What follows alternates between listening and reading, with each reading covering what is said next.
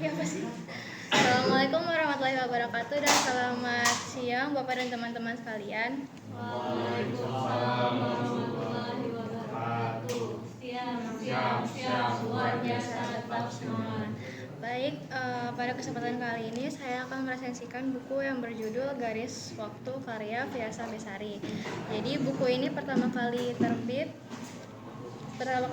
pada tahun 2016 dan saya beli ini di tahun itu juga, makanya buku ini agak sudah menguning karena sudah lama, sudah 9 tahun yang lalu kurang lebih. Nah, jadi buku ini secara garis besar dia membahas tentang sebuah perjalanan menghapus luka. Jadi di buku ini tuh menceritakan tentang perjalanan sang penulis bersama dengan kekasihnya dan juga beberapa hal-hal lain yang masih berkaitan dengan perjalanan menghapus luka.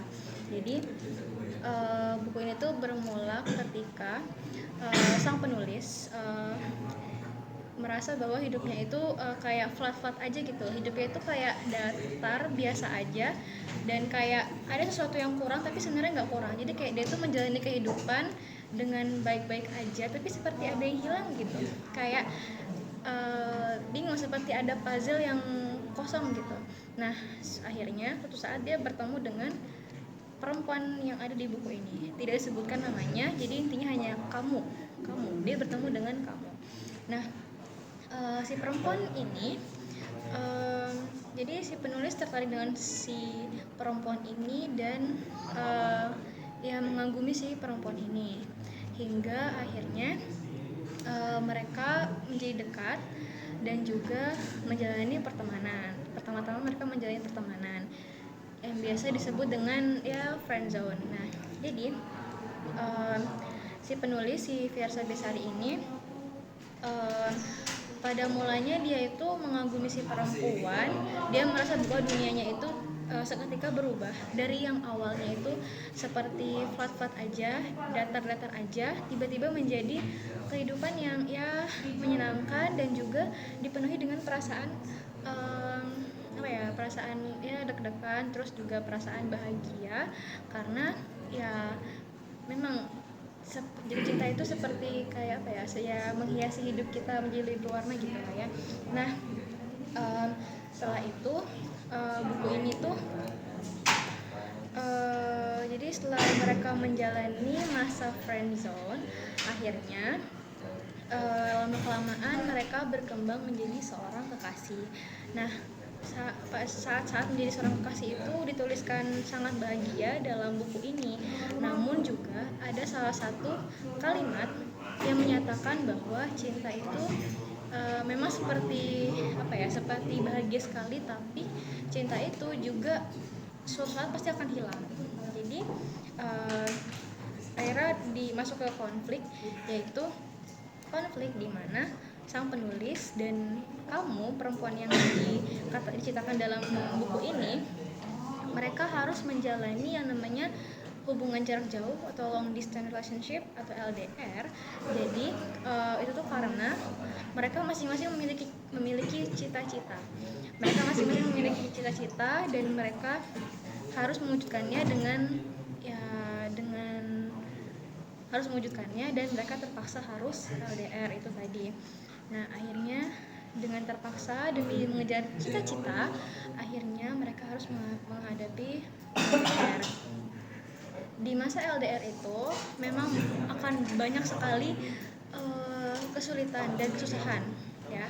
Diceritakan juga dalam sini bagaimana Vyasa Besari si penulis tidak bisa menahan rasa khawatir, rasa cemas dan rasa cemburu karena ya tidak ada yang bisa menjamin dari hubungan LDR ini. Nah, akhirnya suatu saat di puncaknya banget mereka harus bertengkar, harus berkonflik dan berpisah ya. Karena ya mau bagaimanapun jarak adalah tantangan paling besar bagi mereka dan itu sangat sulit sekali untuk dihadapi gitu. Karena kita juga tidak tahu kapan cita-cita itu akan tercapai, kita tidak ada yang tahu gitu. Akhirnya setelah mereka putus, ya dunia si penulis penulis kembali urak-urakan, acak-acakan, dan kembali seperti gelap gitu. Nah, selain dari kisah tentang perpisahan dan bagaimana cara si penulis ini menghapus luka dari hubungan mereka ini, juga diceritakan tentang bagaimana kita harus menghargai orang tua. Jadi ada di satu bab diceritakan bahwa sang penulis ini merasa dia sangat menyesal karena tidak menghabiskan waktu yang banyak dengan ayahnya, sosok ayahnya. Karena si penulis ini kan laki-laki ya, otomatis dia lebih dekat sama ayahnya gitu, harusnya lebih dekat dengan ayahnya gitu. Nah tapi penulis ini menyesal bahwa dia itu tidak bisa dekat dengan ayahnya karena terlalu sibuk mengejar impian dan lain sebagainya, sehingga waktu-waktu yang harus bisa dinikmati bersama ayah itu hilang dan sekarang dia harus menyesal. Nah, dari sini kita bisa belajar bahwa kita harus menghargai waktu dan kita juga tidak boleh terlalu terpaku pada masa lalu gitu. Nah, jadi kelebihan dari buku ini yang pertama adalah pesan moral yang dapat disampaikan, yaitu menghargai waktu, menghargai semua orang yang pernah datang, namun kita juga tidak boleh terlalu terpaku pada masa lalu ya, karena kita juga harus tetap menjalani hidup dan kita tidak boleh berlama-lama hidup dengan angan-angan kenangan yang buruk dan luka-luka yang belum sembuh seperti itu. Percayalah pada garis waktu yang merangkak maju, perlahan-lahan luka itu juga akan menghilang. Nah, baik, jadi sekian itu saja yang dapat saya sampaikan. Kurang lebih dan saya mohon maaf. Assalamualaikum warahmatullahi wabarakatuh dan selamat siang Bapak dan teman-teman sekalian. Waalaikumsalam warahmatullahi wabarakatuh. Siang, luar biasa, tetap semangat. Oh iya, lupa kekurangannya. Maaf ya, tambahin dikit. Jadi kekurangan dari buku ini sebenarnya nggak ada. Mungkin cuman fisiknya aja yang kelihatan kayak sudah menguning gitu, karena emang buku ini udah lama dan kayaknya ada cetakan ulangnya, cuman saya nggak tahu, saya nggak beli, saya pakai buku ini aja. Baik, itu aja. Terima kasih.